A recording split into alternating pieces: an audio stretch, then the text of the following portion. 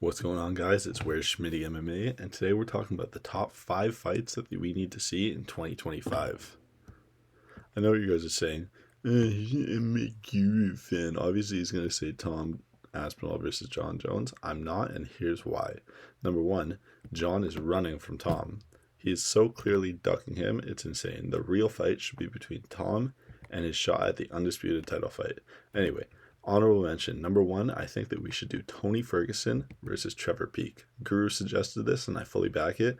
Trevor Peek leaves a lot of openings, and Tony, if he ever decides to grace us with his presence again and try to go to lose 8 in a row or 9 in a row, I've lost count, this would be the one.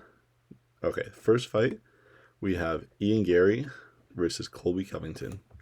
Ian the Cuck is on his way to the top 5, and what better way to do it than to fight Colby Covington? The press conference would be insane. The fight may be boring, but it's really the press conference we care about. If Colby can derail Ian, he would secure his legacy.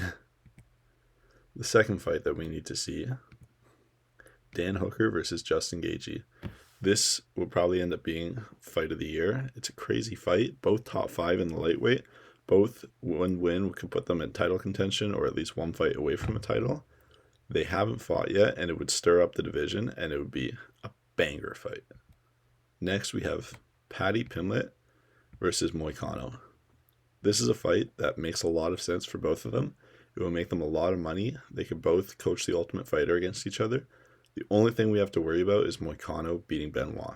I don't know if he's going to, but if he does, they could do this fight. If he loses, though, the alternate for this fight would be against Beneil Dariush. Beneil is on a 2-fight losing streak, both by knockout, against Charles and Armand.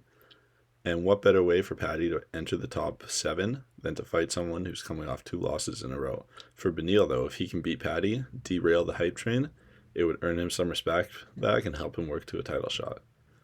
Next, we have Alex Pereira versus Magomed Ankalaev.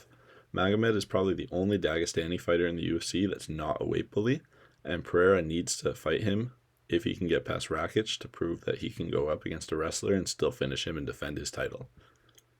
The 5th fight would be Yuri. Yes, that's his nickname. It translates to bomb as fuck. And if he stays at light heavyweight, I would want to see him fight Jamal Hill or Jan Blachowicz. Both would be crazy fights. I think that Jamal Hill has a much better chance to beat Yuri than Jan. I think Yuri would finish Jan, but I think Jamal could finish Yuri. If he moves down to middleweight, I would love to see him versus Izzy. Izzy often has boring fights. Yuri would not make that fight boring. He would not let it be boring. He brings chaos. If Whitaker and Khamzat fight and Khamzat loses, an insane fight would be Yuri versus Khamzat. They have some beef, and Yuri would probably finish him. If Yuri can beat one of those 2 guys, him versus Dricus would also probably be a fight of the year. It would be a crazy fight, and it would be one of the most interesting matchups stylistically. If he can fight any of these guys, it would be a top 5 fight of the year. Lastly, honorable mention, shout out to Tony Has Died on Instagram, El Kakui, Tony Ferguson, fighting against death sentence from Street Beefs. That's all for me. Please, if I missed anything, let me know in the comments, subscribe, and get ready for more videos. Where's Schmitty out.